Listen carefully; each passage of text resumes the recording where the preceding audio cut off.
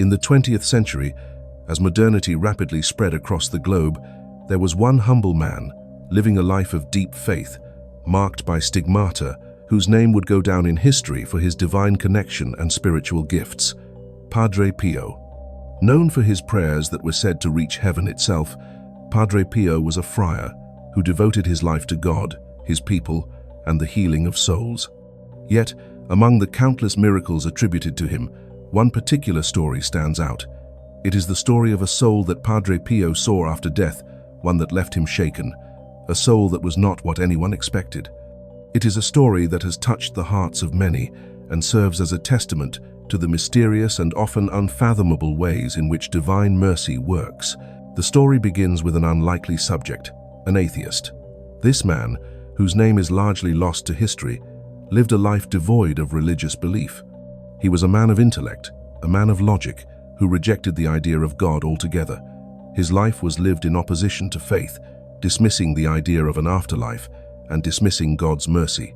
He was a person who viewed religion as superstition and saw little need for the idea of a creator. To him, the idea of an afterlife was nothing more than a comforting illusion that some people clung to ease their own fear of death. But what happened after this man passed away changed everything. As Padre Pio recounts, he was granted the vision of this man's soul. It is said that upon his death, the man's soul found itself in a place of darkness and confusion. The atmosphere was one of utter despair, a place far removed from the peace one might expect in the afterlife. Padre Pio, who had been granted the ability to see into the spiritual world, witnessed this man's soul, trapped in what appeared to be a state of uncertainty. What shocked Padre Pio most was not just the sight of this soul's struggle, but the realization that even this soul, who had rejected God throughout his life, was now in desperate need of mercy. As the vision continued, Padre Pio saw the man begin to call out, almost as if he was searching for something or someone. The man, in his newfound awareness of the reality of the afterlife, began to regret his disbelief. He began to understand the enormity of what he had dismissed in life. In his time of desperation, he cried out for help, for mercy, for a second chance. The atheism he once clung to had crumbled in the face of the overwhelming truth of the spiritual world. Padre Pio, witnessing this, was struck by the profound sadness and the regret that this soul experienced. But what was more astonishing to him was the divine intervention that followed. Despite this man's rejection of God in his earthly life, the mercy of God reached out to him. Padre Pio, who had seen countless souls in their final moments, understood that even in the most hopeless cases, divine mercy could break through. The man, though unprepared, though lost, was not abandoned. His soul was not cast aside. Instead, the man was shown a glimpse of mercy, of God's grace, a chance for redemption. The vision of this soul haunted Padre Pio, leaving him deeply moved. He had seen many souls pass from this world, but never one so starkly filled with the raw emotion of regret. Padre Pio often spoke about how the experience humbled him, reaffirming his belief in the boundless mercy of God. He would go on to say that, even in the face of the most hardened hearts, there was always hope for redemption. This story, like many others surrounding Padre Pio, serves as a powerful reminder of the mercy that is always available to us, even in our darkest moments. It speaks to the belief that no matter how far someone strays from God during their life, there is always a possibility for change, for forgiveness, and for redemption. It teaches us that God's mercy transcends all human understanding, that it does not operate on our own terms, but on His. It is a mercy that reaches out to us, even when we feel undeserving of it. This powerful story also raises important questions about faith, about the role of belief in our lives, and about the nature of God's justice and mercy. While some might argue that the man's fate should have been sealed by his rejection of faith, others might point to this story as evidence of the idea that God's mercy is greater than any human understanding of justice. It challenges us to think about the ways we view others, the way we judge their actions, and how we perceive their spiritual journeys. It reminds us that we are all part of a larger spiritual narrative, one that is often more complex than we can ever fully comprehend. It's easy to be caught up in our own beliefs, in our own sense of right and wrong, and forget that ultimately, it is God who holds the power to judge. What this story reminds us of is that no matter how lost we may feel in life, there is always the possibility for transformation. This is something that the man in the story and Padre Pio himself both came to understand. Florence Feynman, the woman who had written to Padre Pio on behalf of her father, Julius Fein, was similarly faced with a question of faith and mercy. Her father, too, was a man who had not been baptized, and after his death, she was left struggling with the idea of whether or not he could be saved. She had prayed for his healing, as any daughter would, but her doubts weighed heavily on her heart. The experience of this atheist soul that Padre Pio witnessed gave Florence a sense of peace. It helped her to understand that while baptism is important, it is not the only path to salvation. God's mercy is not bound by human conventions or limitations. It reaches out to those who seek it, no matter how they have lived their lives.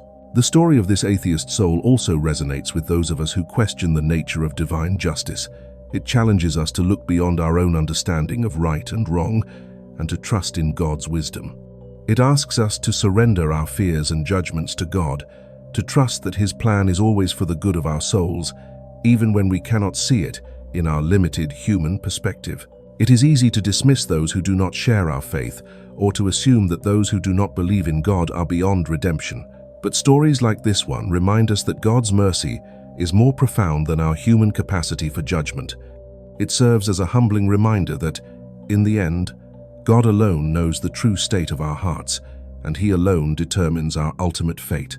For those who struggle with faith, or those who feel lost in their own spiritual journey, the story of Padre Pio's vision offers a message of hope. It tells us that no matter how far we may stray, there is always the possibility of redemption. Even the most hardened heart can be softened by the mercy of God. No one is beyond hope, beyond the reach of divine grace. So, as we reflect on this incredible story, let us remember the boundless mercy of God and the importance of faith in our lives.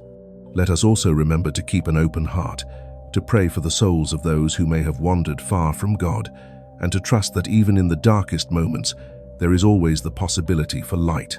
The story of this atheist man, his regrets, and the mercy he received from God through Padre Pio serves as a reminder of the eternal hope that is available to all of us, no matter our past, our mistakes, or our doubts.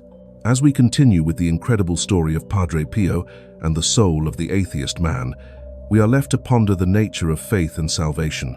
It's easy to think of salvation as something that can be earned through good deeds, through belief, or through the rituals that bind us to our faith. But this story forces us to confront a deeper question. Can someone who has lived a life without God ever find redemption? And if so, what does that say about the way we understand salvation? When we examine the life of Padre Pio, a man who bore the wounds of Christ, it becomes clear that his understanding of salvation was not bound by earthly rules or structures. He saw beyond the surface of a person's life. He saw their hearts, their struggles, their deepest pains. He understood that no soul, no matter how lost or far from God, was beyond hope.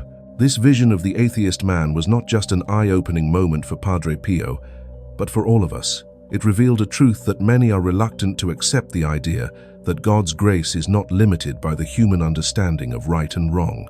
This atheist man, who had lived his life in complete denial of God, was still shown mercy, still given a chance for redemption. The fact that this happened after death challenges our perception of how God operates and calls us to broaden our understanding of divine justice.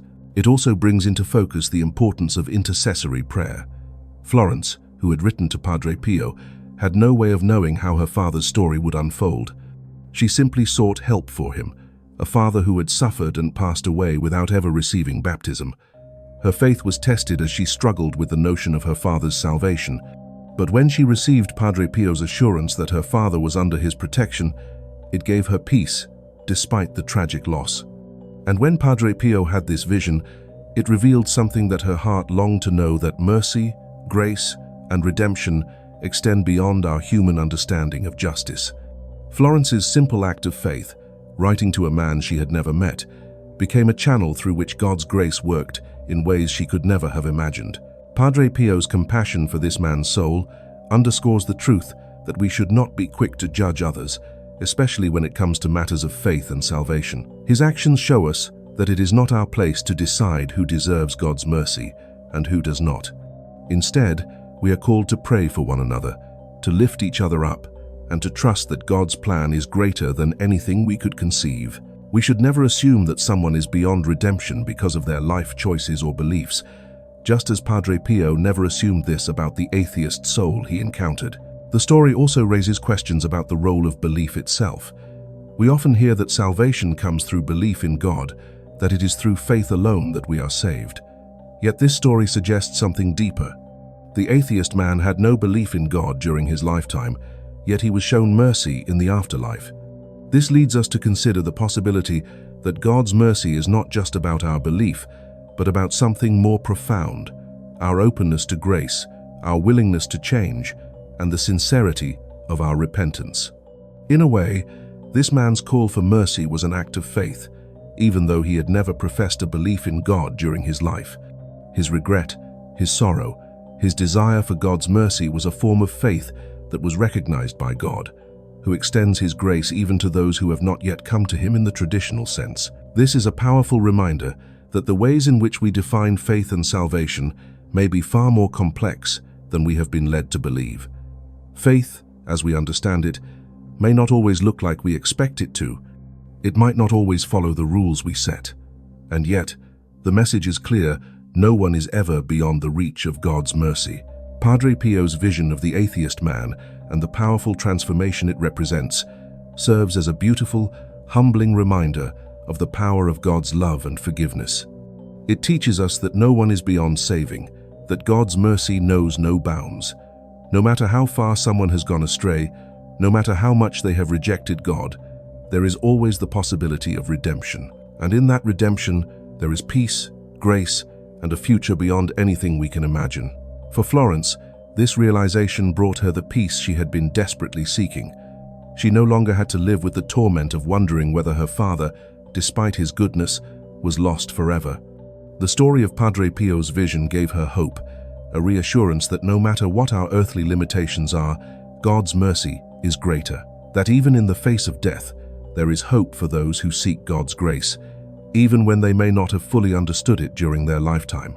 This story also invites us to reflect on our own lives. How often do we judge others based on their beliefs, or lack thereof? How often do we assume that someone who does not share our faith is beyond redemption?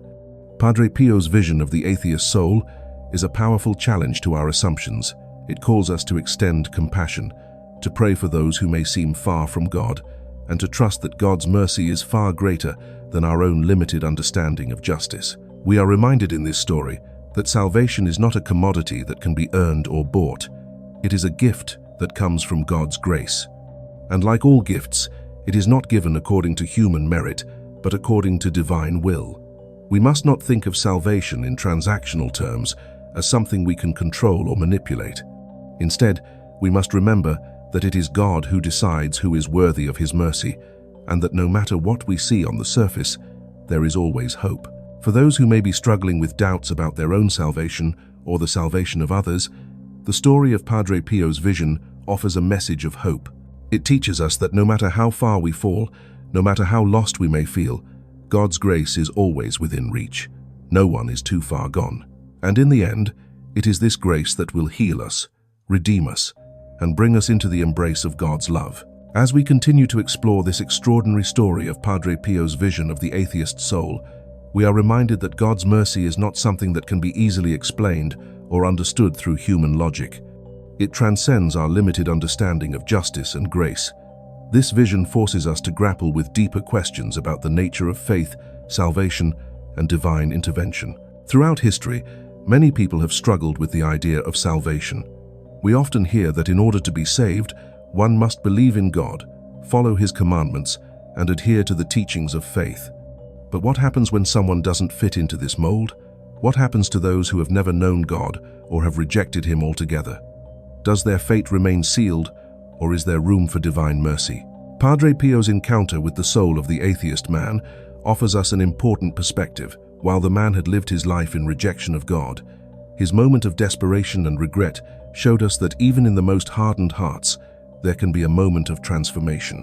When this man called out for mercy, his cry was heard. His desire for redemption, even in his last moments, was a form of faith, an act of surrender. It was in his vulnerability, in his recognition of his mistakes and shortcomings, that he encountered the grace of God. This idea challenges many of our preconceived notions about what it means to be saved. It calls us to reconsider the idea that salvation is solely about belief in the doctrines of a particular faith or adherence to a set of rules. Instead, the story of the atheist soul reminds us that salvation is deeply personal. It is about our relationship with God, our openness to His grace, and our willingness to be transformed by His love.